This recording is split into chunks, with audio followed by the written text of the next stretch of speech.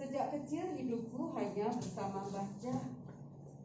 Dulu masih ada Mbah Kakung, Mbah Kasir. Namun setelah keduanya bercerai, di rumah sehari-hari yang ada hanya Mbah Jah. Dari bangun tidur sampai tidur lagi. Hanya kadang-kadang ada tante atau saudara yang menemani. Paling hanya diajak ngobrol kesana kemari. Ayahku Suhada sudah sibuk dengan keluarga barunya. Dari istrinya yang baru, ia memperoleh 2 anak, menjadi saudara seayah lain ibu. Kami jarang bertemu.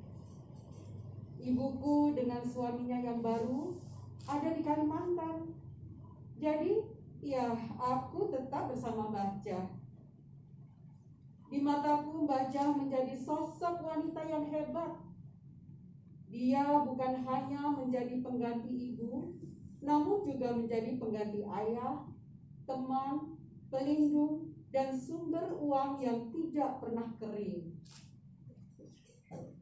Di depan sudah kuceritakan bagaimana orang-orang yang kos di rumah berlomba-lomba memanjakan diriku.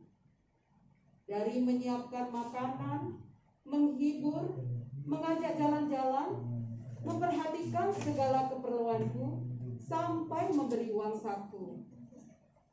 Rasa-rasanya aku seperti mempunyai teman yang baik hati. Jadi hidupku tidak terasa sepi. Meski sejak pagi Mbah Jah kadang sudah meninggalkan rumah dan pergi ke pasar. Hidup Mbah Jah memang ada di pasar. Hal itu dilakukan sejak muda. Ia di samping jualan barang-barang keperluan sehari-hari, juga tempat orang menyadarkan harapannya mendapat pinjaman uang. Tanpa ribet mereka tinggal menyebut jumlah pinjaman, berapa kali mau diangsur, lalu Mbah Jah memberikan uang yang dibutuhkan. Transaksi selesai. Diam-diam aku mengagumi apa yang dilakukan Mbah Jah. Mbah Jah sangat mandiri sejak anak-anak, hingga menjalani hidup tanpa figur seorang suami karena perceraiannya. Ia tidak mau tergantung orang lain. Sepak terjangnya konon sering di luar nalar teman-teman sebayanya. Ketika teman-teman sebaya masih bermanja-manja dengan orang tua, gadis Tumijang sudah pintar cari duit. Ada saja akalnya agar ia bisa mendapat duit. Kulak barang dagangan yang sedang dibutuhkan orang, lalu dijual dengan harga murah dibanding di toko. Itulah yang ia lakukan. Untung sedikit, namun karena dagangan yang laku dalam jumlah banyak, akhirnya banyak juga keuntungan yang bisa diperoleh. Mbak, bujang itu kalau dalam pewayangan seperti Sri Kandi, katakan Kardi suatu hari, menyatakan kekagumannya kepada Mbah Jah. Sri Kandi itu siapa, Kang? Tanyaku penasaran, karena tidak tahu sama sekali cerita pewayangan. Memang nama Sri Kandi sering kudengar disebut Pak Guru di sekolah. Itu untuk menggambarkan keberanian seseorang, seperti menyebut Cuk Nyadin sebagai Sri Kandi Aceh. Karena keberaniannya melawan tentara Belanda, juga menyebut Ibu Kartini sebagai Sri Kandi pelopor emansipasi. Karena sebelum beliau tidak ada wanita yang berani berpikir tentang emansipasi. Baru setelah Ibu Kartini mengutarakan pemikirannya lewat surat-surat yang dikirim kepada Abendanon di Belanda, masyarakat jadi tahu ide-ide hebatnya sebagai pelopor emansipasi. Dalam cerita wayang, Sri Kandi itu anaknya Prabu Drupada, tutur Kang Kardi. Hari itu ia pulang lebih awal, tapi Mbah Jah tidak ada. Lalu menitipkan uang sewa becak kepadaku. Kalau ibunya kan selaku. Ibunya bernama Dewi Gandawati. Oh, kedua Kedua kakaknya bernama Dewi Drupadi dan Drestayumena. Karena itu ia masuk golongan kasta kesatria. Iya.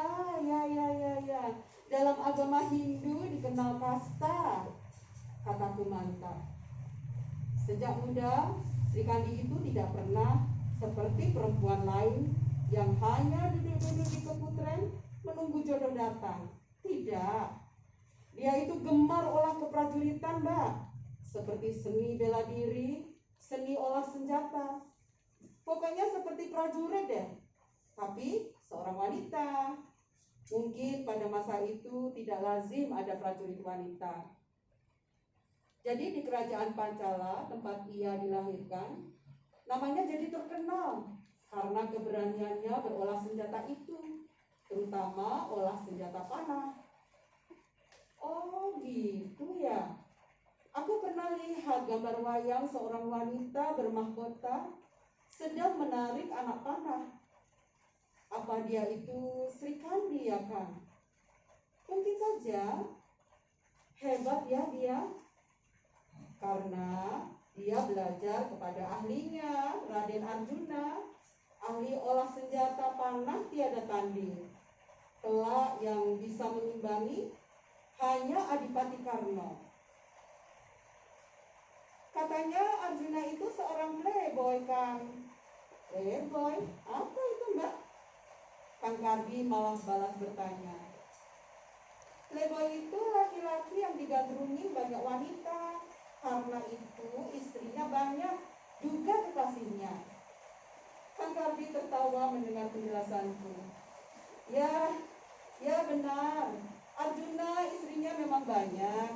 Sri Kandi yang menjadi muridnya itu akhirnya juga diperistri. Aku tersenyum saja. Tersenyum kecut. Amin. Aku tidak mau punya suami seorang playboy. Meski dia ganteng melebihi Arjuna, buat apa? Di mana enaknya punya suami yang cintanya dibagi-bagi. Di sini memuji-muji setinggi langit, di sana juga memuja-muja setinggi gunung. Obrol kata-kata